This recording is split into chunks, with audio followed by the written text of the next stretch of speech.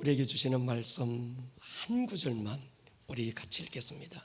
시편 34편 8절 은혜로 목소리와 함께 읽을게요. 시작. 너희는 여호와의 선하심을 맛보아 알지어다. 그에게 피하는 자는 복이 있도다. 아멘. 하나님께 피하시기 바랍니다. 하나님의 선하심을 맛보고 하시기를 축복합니다. 요즘 저는 요한의 복음에 푹 빠져 있습니다. 사랑의 사도, 사랑의 복음, 요한의 복음이죠.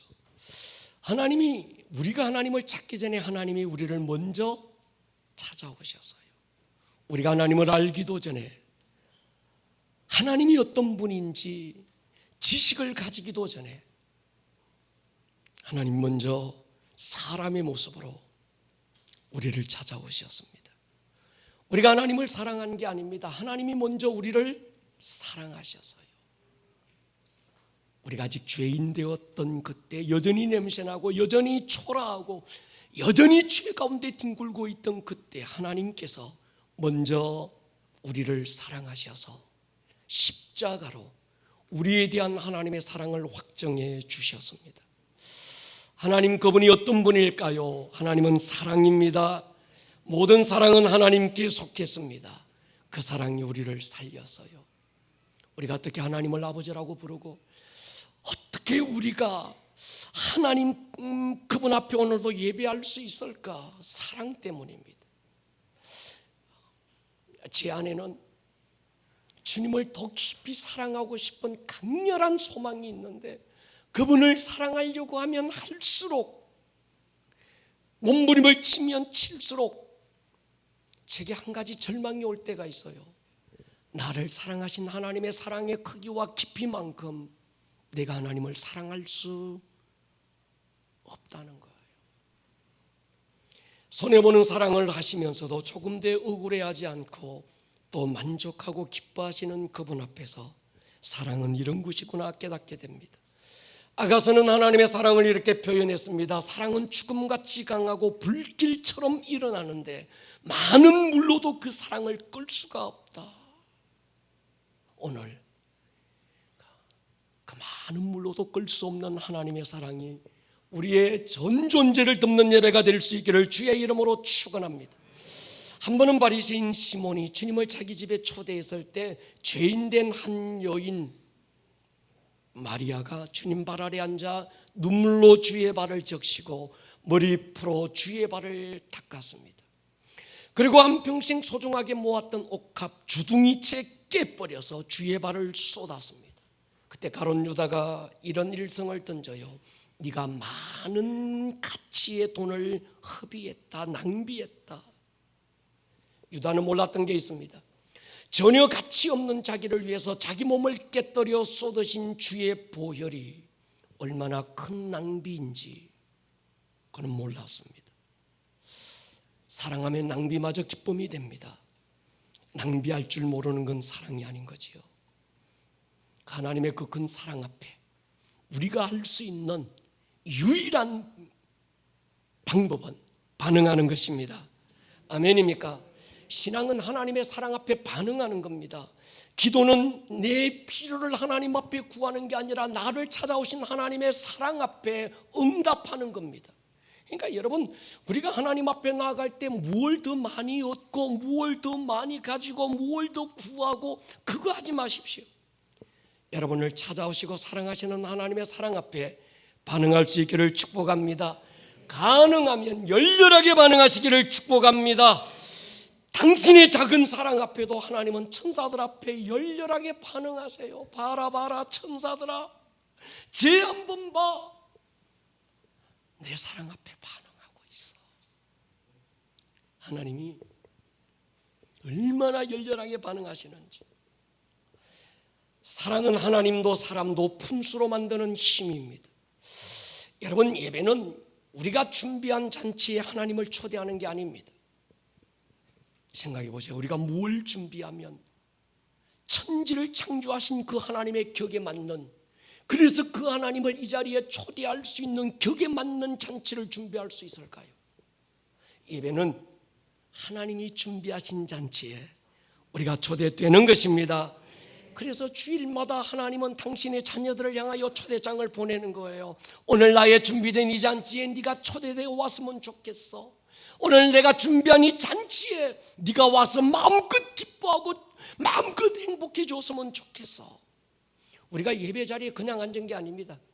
하나님이 초청하셔서 온 거예요. 한 번은 어떤 큰 임금이 잔치를 베풀라고 사람들을 초대했습니다. 그런데 어떤 사람들은 집을 샀기 때문에 오늘 갈 수 없다 거절하고, 어떤 사람은 장가가고 시집 갔기 때문에 참여할 수 없다고 거절하고, 어떤 사람은 이런저런 바쁜 일 때문에 참여할 수 없다고 거절하자 임금이 노를 바라는 장면이 성경에 나옵니다. 성경은 이렇게 기록합니다. 마태복음 22장에 보면요, 칭함을 받은 자는 많되 택함을 입은 자가 적다.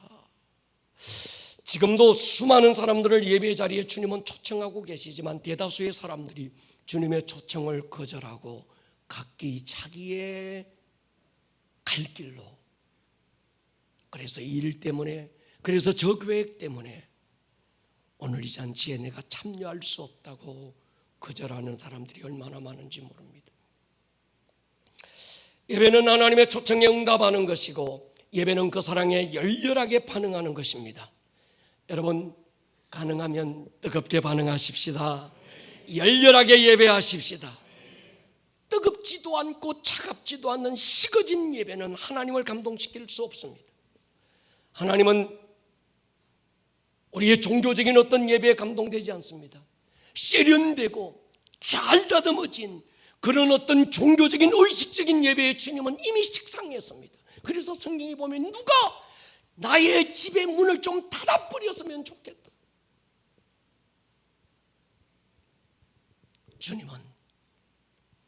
주님 한 분 없이는 살 수 없는, 그래서 자기의 존재를 깨뜨린 한 여인의 예배에 감동하시는 줄 믿습니다.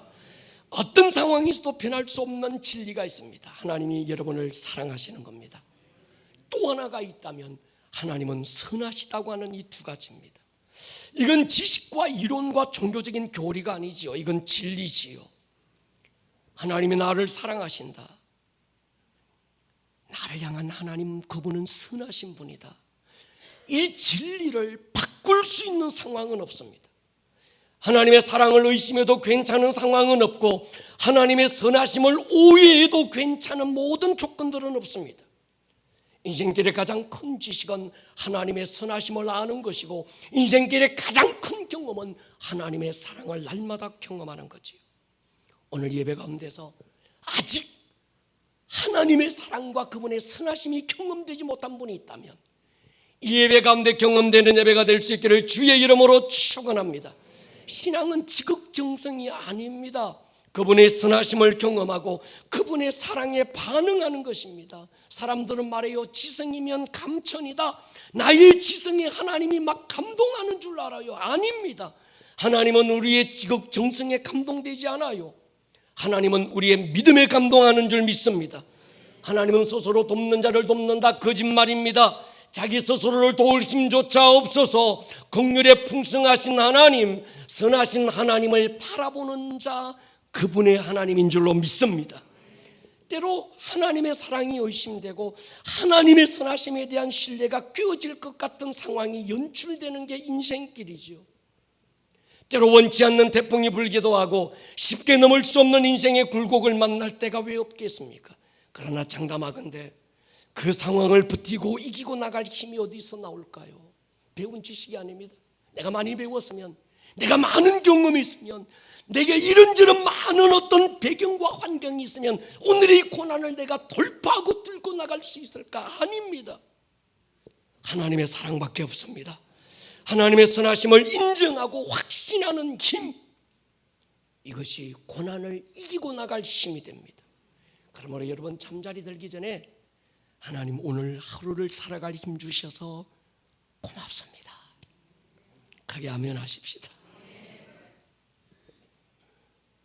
하나님의 선하심을 인정하세요. 아침에 눈을 뜨자마자 굿모닝 하나님, 하나님도 잘 주무셨어요. 어려운 일을 만날 때도 여기에도 내가 알지 못하는 하나님의 선하신 뜻이 있을 거라고 나는 믿어요. 하나님 낙심하지 않도록 붙들어 주세요. 하나님을 인정하면 하나님은 당신의 삶에 구체적으로 자기를 나타내실 줄로 믿습니다. 며칠 전 병원에 계신 우리 홍성경 권사님께 전화를 드렸어요. 아직은 전화 받을 힘이 없습니다. 곁에서 사랑으로 간화하고 있는 딸 기쁨이가 이런 말을 제게 해요. 목사님, 요즘 엄마랑 욥기를 같이 읽으면서 엄마도 저도 많이 울고 있어요.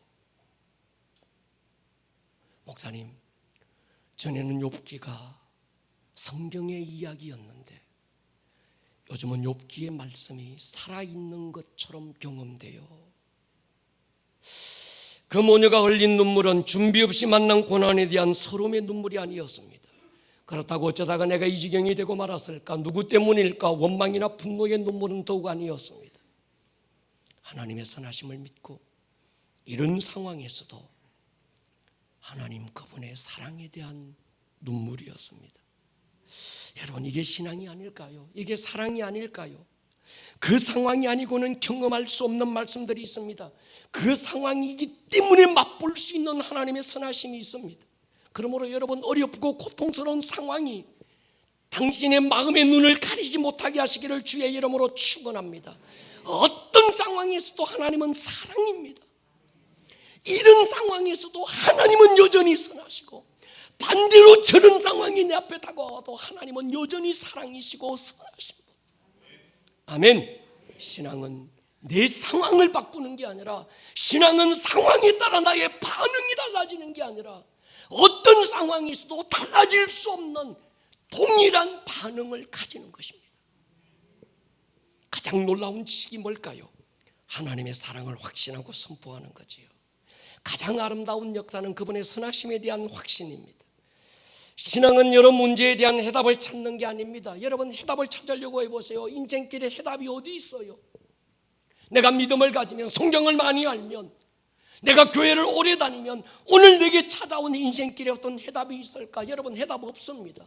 신앙은 해답을 찾는 게 아니라 그 상황, 그 문제 앞에서도 하나님의 선하심을 인정하는 거예요.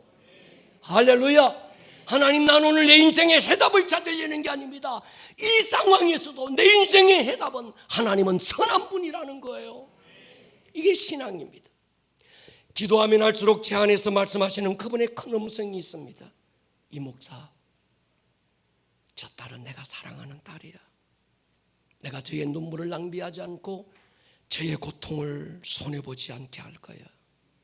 지금 저 딸의 고통에는 사람들이 이해할 수 없는 이유가 있어. 그러면서 야고보 5장 11절의 말씀을 제게 주셔서요, 저와 여러분들의 음성으로 같이 듣기를 원합니다. 시작. 보라, 인내하는 자를 우리가 복되다 하나니 너희가 욥의 인내를 들었고 주께서 주신 결말을 보았거니와 주는 가장 자비하시고 긍휼히 여기시는 이시니라. 아멘. 이 말씀이 이루어지기를 선포합니다. 너희가 욥의 인내를 들었고 주께서 주신 결말을 보았던 것처럼 주는 선하시고 긍휼이 풍성한 분이십니다. 어린 아기들을 키우면서 첫걸음마 배울 때 얼마나 신기한지 몰라요. 얼마나 대견한지 놀라운지 모릅니다. 이 아이가 첫걸음을 배울 때 몇 걸음 걷다가 넘어지고 또 이렇게 세우면 또 몇 걸음 걷다가 또 넘어지고, 그래서 무릎 깨어지고 울음 터뜨리기도 하고, 이 아이의 눈빛에는 온갖 두려움들로 가득 찹니다. 그렇다고 아이가 넘어질 때 가슴이 아프지만 이 아이가 몇 번 넘어졌는지 숫자를 세고 있는 부모가 어디 있을까요? 저놈이 몇 번 넘어졌어. 부모의 관심은 거기 없습니다. 잘 걷게 될 거야. 오늘 넘어지고 깨어지고 아파도 그 상처마저 훈장처럼 보여서 부모의 관심은 거기 있는 거예요. 갈릴리 바다에서 예기치 않게 풍랑이 몰아쳤고 바다 한가운데서 죽게 된 제자들 두려움에 떨고 있었습니다. 저만치서 주님이 물 위로 걸어오는 걸 보았어요. 제자들은 귀신이다 소리 지르고 풍랑의 위험보다 물리를 밟고 자기들에게 달려와 계신 그 주님 때문에 심장마비로 더 빨리 죽게 됐을지도 모를 것 같아요. 그때 한쪽 구석에서 떨고 있던 베드로가 소리칩니다. 주님이다. 나를 명하사 무리로 오라고 해 주십시오. 제가 알고 있는 베드로 일생의 가장 멋진 모습이 바로 이 순간이었습니다. 주님이 네가 지금 쓸데없는 짓 안 해? 내가 가면 돼. 네가 굳이 쓸데없는 짓 하고 무리로 걸으려고 하지 마. 주님 그러지 않으셨어요. 베드로야 이리로 오라. 베드로가 무리를 몇 발자국 걸었는지 성경은 자세하게 기록되지 않아서 모르겠습니다. 그러나 주님께 중요한 건 무리를 걷던 베드로가 풍랑 보고 빠졌다는 것도 아니었습니다. 우리는 베드로가 무리를 걷다가 빠졌다는 데 집중하지만 주님이 기억하는 건 그 베드로가 배 밖으로 나왔다는 거예요. 아멘입니까?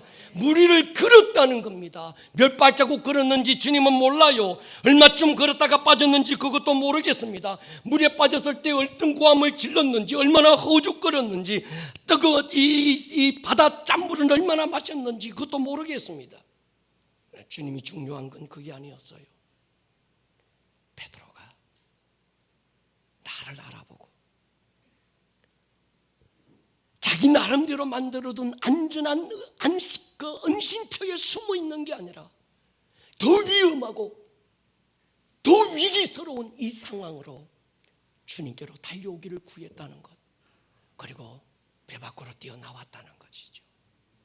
이 하나만 주님께 전부였습니다. 여러분, 이것이 주님의 선하심을 맛보는 겁니다. 부르심을 향해 달려가는 길에 넘어질 수 있지요. 깨어질 수도 있고 어쩌다가 냄새날 수도 있습니다. 그렇다고 당신의 실수를 세고 있지는 마십시오. 주님은 그래 제가 몇 번 실수했어. 장부에 체크딱 오늘도 한 번 내일도 두 번. 주님은 세고 있지 않습니다.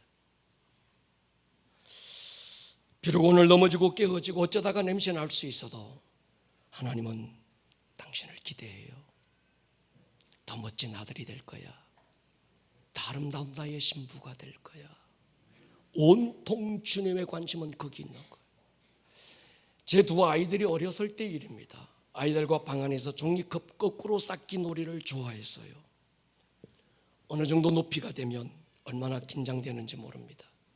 가벼운 이 종이컵이 무게중심이 없어서 작게 쉽게 건들리고 이 아이의 키를 훌쩍 넘어가면 결국은 무너지게 되죠.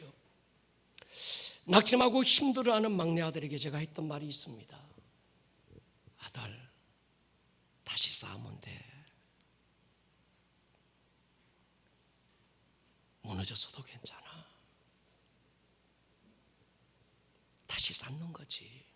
그게 중요한 거지. 여러분, 어떤 것도 죄가 아닙니다.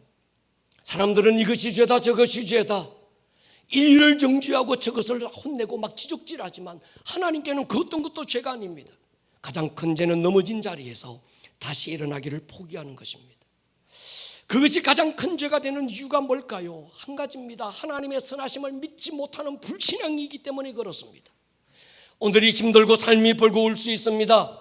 그렇지만 다시 일어서 보십시다. 우리에게는 선하신 하나님이 계십니다. 바울처럼 당당하게 선포하세요. 누가 우리를 그리스도의 사랑에서 끊을 수 있으리요? 환난이나 공고나 핍박이나 위험이나 기근이나 칼이랴 높음 깊음 어떤 피조물도 나를 내 주 예수 그리스도의 사랑에서 끊을 수 없다. 그분은 선하신 분이다. 오늘 시편 기자의 고백이 정말 아름답습니다. 너희는 여호와의 선하심을 맛보아 알지어다. 다른 성경 번역에는 너희는 여호와의 선하심을 맛보아 알지어다. 그런 상황에서도 그를 신뢰하는 자는 복이 있다. 이 상황이 어떤 상황인가 하면 다윗이 사울 왕의 핍박 속에서 더 이상 그 땅에 발붙일 곳이 없어서 마지막으로 블레셋 아기스에게로 도망가요. 근데 거기서 자기 정체가 또 드러납니다. 죽게 된 상황, 위기의 상황에서 눈알 굴리고 침 질질 흘리고 미친 척하면서 다시 그 길 빠져나와요. 이도 저도 갈 데도 없고 이 넓은 천지에 자기 몸 하나 숨길 은신처 없어서 여기저기 헤매고 다니다가 블레셋과 유대의 그 이 DMZ 같은 작은 야산 거기 숨어요. 거기서 다윗이 노래를 불러요. 너희는 여호와의 선하심을 맛보아 알지어다. 왕궁에서 외친 게 아닙니다. 좋고 편안한 날 외친 게 아닙니다.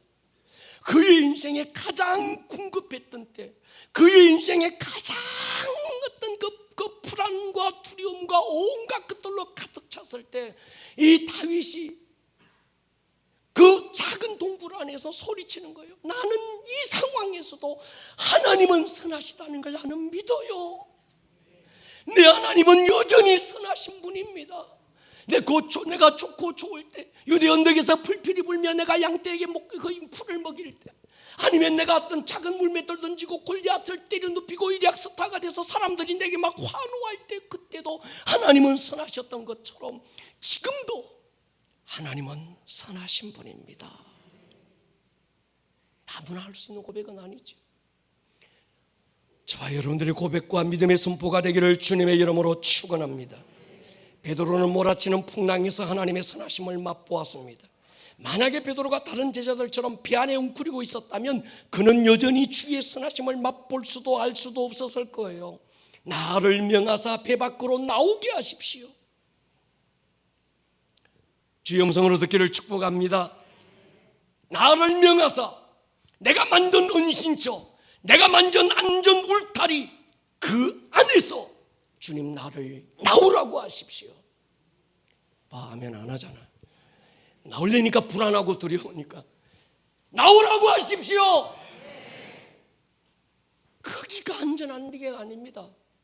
비록 내 눈에는 몰아치는 풍랑 저 바다 한가운데 가는 게 위기 같지만 그러나 그곳에 주님 계신다면 거기가 안전한 거예요.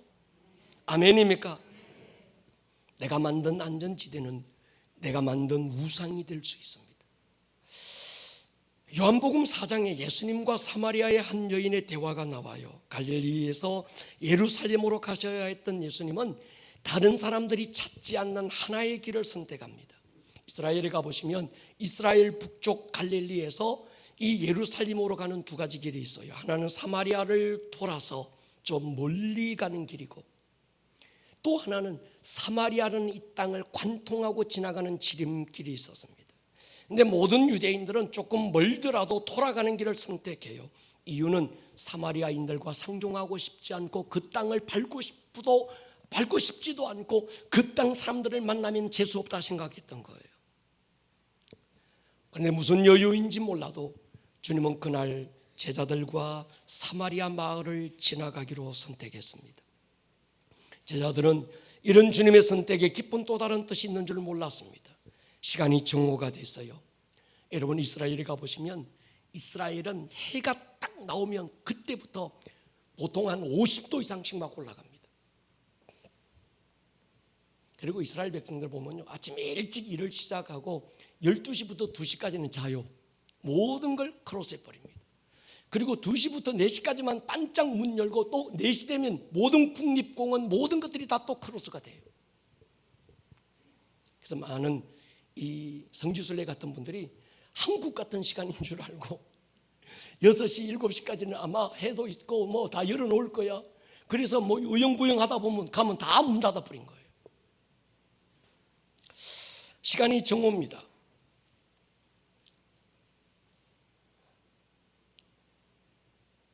아무도 밖에 나가지 않는 한낮의 뜨거운 열기로 뜨거워진 그 시간에 주님은 수가라는 마을의 우물을 찾아가셨고 제자들은 주님을 두고 먹을 걸 구하러 마을로 들어갑니다. 그런데 그 시간, 그 타이밍에 어떤 한 여인이 물 깃기 위해서 이 우물로 왔고 주님과 대화가 이어져요. 주님의 관심은 이 여인이 남편이 5이 있었느냐, 지금 있는 남편도 자기 남편인가 아닌가, 얼마나 부도덕한 여인인가, 무슨 사연이 있길래 아무도 집 밖에 나오지 않는 이 시간에 저 여인이 물을 길러러 나왔을까? 아니면 사람들이 얼마나 이 여인을 정죄하고 이 여인 스스로도 자기를 정죄하면서 숨고 싶은 여인이었을까? 주님은 거기에 아무런 관심이 없었습니다. 주님 말씀해요. 여인아, 내게 물 좀 다오. 유대인인 당신이 사마리아 여자 나에게 물을 좀 달라고 요청하십니까? 네게 물 달라는 내가 누군지 알았으면 네가 내게 물을 달라고 요구했을 거야. 그러면 나는 영원히 목마르지 않는 생수를 너에게 주었을 거야. 그때 여인이 예배에 대한 얘기를 합니다. 당신들은 예배할 때가 예루살렘에 있다 그러고 우리는 오늘 이곳에서 예배해야 된다고 하는데 어디서 예배하는 게 맞습니까? 성경에 예수님이 예배했다 이런 말이 없어요. 사복음서에 한 번도 안 나옵니다. 근데 예수님이 회당에도 들어가셨던 걸로 보면 충분히 그분은 예배를 뜨겁게 하셨을 것 같아요. 아멘입니까? 그리고 예배에 대해서 한 번도 가르친 적이 없습니다. 여러분, 기도해라, 막 용서해라, 이거 많이 말씀하셨는데 예배에 대한 말씀은 딱 한 번 하셨는데 그게 아주 이 요한복음 4장 이 여인과의 대화에서 나오는 거예요. 하나님은 영이시니 예배하는 자가 신령과 진정으로 예배해라. 하나님은 이렇게 예배하는 자를 찾으신다. 그리고 그 여인을 가장 아름다운 예배의 자리로 초청해요. 여러분, 이 스토리의 핵심은 이겁니다. 예배지요. 이 여인이 유대인들이 상종하기 싫어하는 사마리아 여인이라는 것도 사마리아인들마저도 상종하기 싫어하는 여인이라는 것에도 주님은 관심이 없었습니다. 나중에 알게 된 사실이지만 주님은 이 여인을 찾아서 일부러 그 먼 길을 돌아 이곳으로 오셨고 그 여인이 이 물길로 나오는 그 시간에 맞추어서 주님이 그곳에 도착하신 거예요. 주님은 모든 만 가지 장벽을 허물고 이 여인을 찾아오셔서 아름다운 예배 자리로 초청하셨습니다. 여러분 돌아보세요. 우리가 주님과 멀어질 수밖에 없는 만 가지 이유들이 있습니다. 이것 때문에 저것 때문에 예배에 갈 수 없는 것도 내가 하나님 앞에 기도할 수 없는 여러 가지 이유들이 만 가지 아니라 수만 가지가 넘는 것 같아요. 주님이 당신을 찾아올 수 없는 만 가지 이유도 있을 것입니다.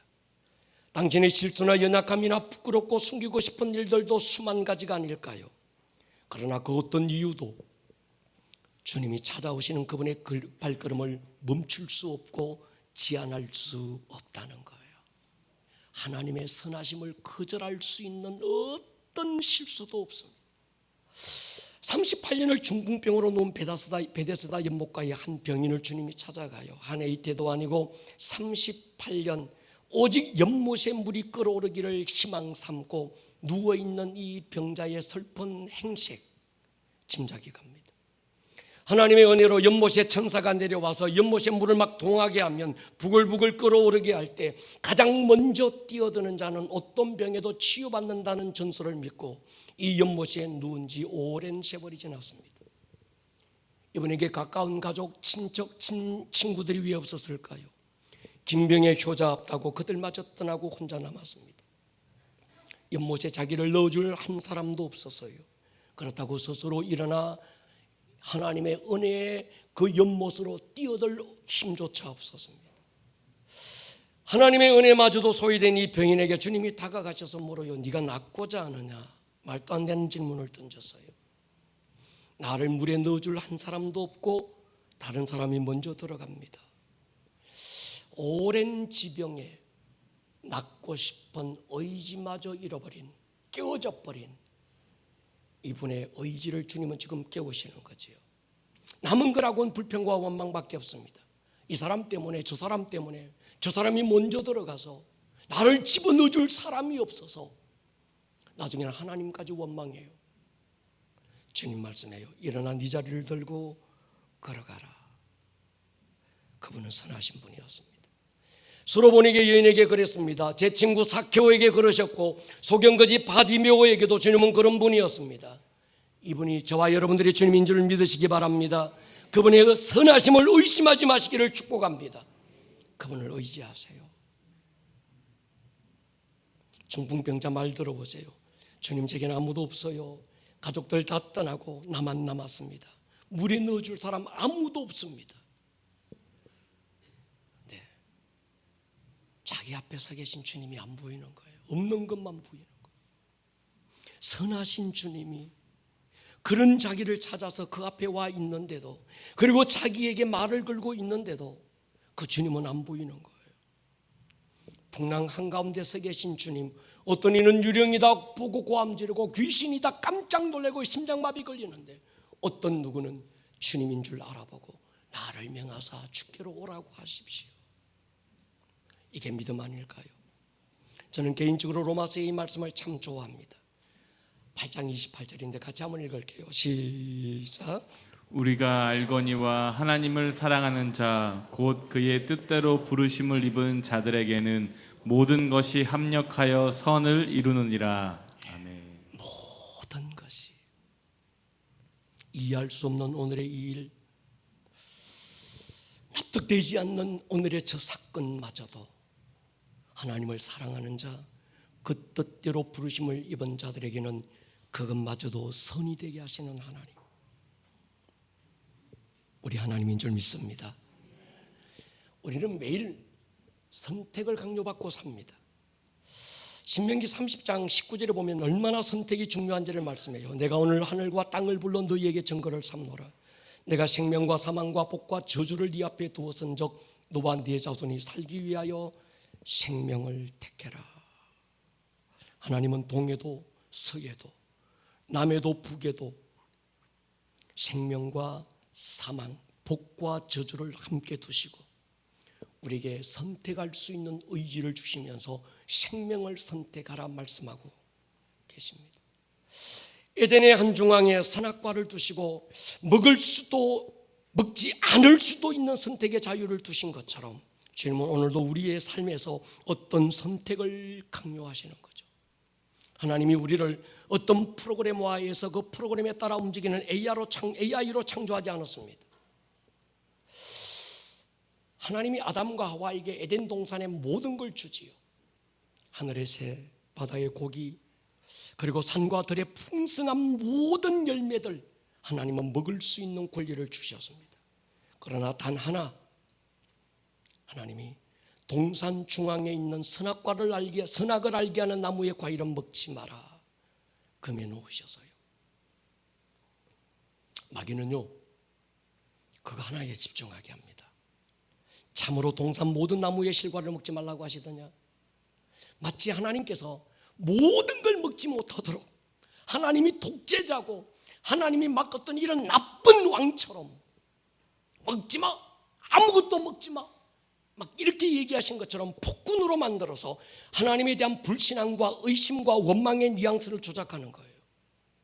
너희가 그걸 먹는 날에는 네 눈이 밝아져서 하나님처럼 될까 봐 못 먹게 하시는 거야. 네가 쏟고 있는 거야. 여러분, 말을 해도 묘하게 하는 사람이 있습니다. 칭찬하는 것 같은데 집에 가서 곰곰이 생각해 보면 괜히 기분 나빠. 분명히 저 여자가 나한테 칭찬했어. 집사님 눈이 쫙 찢어진 게 왜 그렇게 이뻐? 분명히 칭찬, 당신은 뭔가 뭐 좀 칭찬했나 보다 했는데 집에 들어가서 곱씹어 보면 부해가 올라와. 오늘 패션 색상이 우중충한 게 왜 그렇게 이뻐? 막 이러는 사람. 여러분, 그런 사람들 멀리 하시기 바랍니다. 이제벨의 영을 가진 자예요.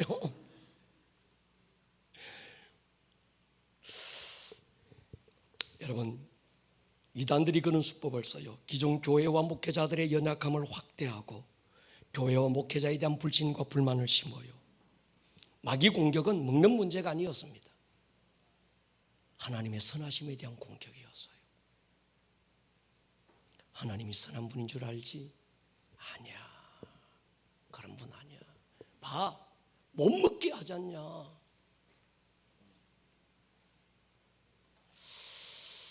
아담과 하와는 안타깝게도 저주와 사망을 선택하고 말았습니다. 여러분, 욥과 그의 친구들의 대화를 보십시오. 제가 욥기를 아무리 읽고 묵상해봐도 욥의 친구들의 말이 틀린 게 하나도 없었습니다. 어쩌면 친구들의 말에 끝없이 반응하는 욥이 답답하고 참 그렇게 느껴질 때가 한두 번이 아닙니다. 그런데 하나님은 욥을 높이시고 그의 친구들을 책망해요. 이유가 뭘까요? 그들은 공의의 하나님은 알지만 선하신 하나님, 긍휼에 풍성하신 하나님, 은혜의 하나님을 몰랐던 거예요. 아멘입니까? 뱀이 하나님의 선하심에 대해서 의심하게 만들고 원망하게 만들고 거짓으로 확대해 조작하게 만들어서 접근했을 때 하와는 뱀과의 대화를 중단하고 하나님 앞에 무릎을 꿇고 하나님께 물어야 했었습니다. 하나님의 음성에 귀를 기울여야 했어요. 하나님 정말입니까? 지금 뱀이 나에게 찾아와서 하나님은 이런 분이라고 지금 얘기하고 하나님의 선하심에 대해서 난 내가 알고 있던 것과 전혀 다른 걸 얘기하는데 하나님 정말 그런 건가요? 물었어야지요. 근데 하와는 하나님과 대화를 거절하고 뱀과의 대화 속에서 그는 결국 잘못된 걸 선택하고 말아요. 우리 자신을 돌아보십시오. 때로 이런저런 상황과 현실 앞에서 도저히 이기고 나갈 자신이 없는 버거운 일들이 우리가 한두 번 만나겠습니까? 가라고 해서 순종하고 갔는데 홍해가 가로막아요. 탄탄대로가 열린 게 아니라 삭막한 광야가 나타납니다. 요단이 가로막고 금성철벽 여리고가 버티고 있습니다. 주 예수께 받은 사명 곧 하나님의 은혜의 복음 증거하는 일을 마치려 하면은 내 생명도 조금도 귀한 것으로 여기지 않겠습니다. 믿음으로 야심차게 선포하고 갔는데 결국은 잡히고 결박당하고 매맞고 죄수 신세되어 뽀로로 끌려가고 있습니다. 누구보다 주님 더 사랑했고 교회와 예배를 위한 중보자로 예배를 숨기고 왔습니다. 주님 말치 앉은 마리아처럼 가진 옷값 주를 위해서 깨뜨리고 모든 걸 주의 발에 쏟았던 여인이 우리 홍근사님이었어요. 그런데 말도 안 되는 고난의 한가운데서 마치 버려진 자처럼 누워 있어야 되는 오늘의 이 상황을 두고 무엇라고 얘기하면 좋을까? 나도 남도 무엇라고 설명이 안 되는 일들이 왜 한두 번이 아니겠습니까? 이런 때 마귀가 확성기처럼 우리의 귀에 대고 선포하는 게 있어요. 하나님이 정말 너를 사랑한다고 생각하니? 이 상황에서도 너 하나님이 선하신 분이라고 믿니? 너 바보니? 머리가 어떻게 된 거 아니니? 목사 말에 세뇌된 거 아니니? 여러분, 그리스도인의 가장 큰 실수는 도둑질이 아닙니다. 해코지하는 게 아니고 남 괴롭히는 게 아닙니다. 선악과를 먹었다, 그게 죄가 아닙니다. 하나님의 선하심을 의심하고 불신하는 것, 그게 죄가 아닐까요? 하나님이 선악과는 먹지 말라고 하셨어. 그 말씀에 순종하는 것은 하나님을 위해서가 아니야. 나를 위해서 안 먹는 거야. 나는 이 상황에서도 하나님의 선하심을 믿어. 이해 안 되고 납득하기 어렵고 뭐라고 해석할 수 없는 오늘의 상황이지만 그러나 내가 믿는 나의 하나님은 이 상황도 합력하여 선이 되게 하실 분이야. 순종은 거기서 출발하는 거예요. 베드로야, 네가 스스로 만든 안전장치를 풀고 배 밖으로 나오라. 말도 안 되는 명령이고 말도 안 되는 요청이지만 주님의 선하심을 믿고 배 밖으로 나와서 한 걸음씩 옮길 때 그자만 경험할 수 있는 은혜를 선하심이라고 하는 겁니다. 여러분, 주님 의지하고 배 밖으로 나오십시오. 내가 스스로 만든 둥지에 나 스스로 가두고 여기만 벗어나면 죽을 것 같고 아무것도 못할 것 같던 그게 뛰어나오셔야 합니다. 주님은 그 안에 들어오시는 게 아니라 밖에서 우리를 부르고 계세요. 아들아, 이제 나와. 내가 여기 있어. 하나님의 선하심은 끝이 없었어요. 아담아, 네가 어디 있느냐? 하나님의 선하심을 믿지 못하고 마귀 유혹에 빠져서 타락한 아담, 주님 찾아오시고 양새끼 잡아 가죽 벗겨서 그의 수치를 가려주시고 먼 훗날 하나님의 독생자를 어린 양으로 보내서 그 아들 어거진 나무 토막에 걸어 가슴을 찢고 터져나오는 피를 쏟아서라도 그를 살리고 싶으신 주님의 선하심, 그 하나님의 선하심에 여러분을 맡겨드리시기를 축복합니다.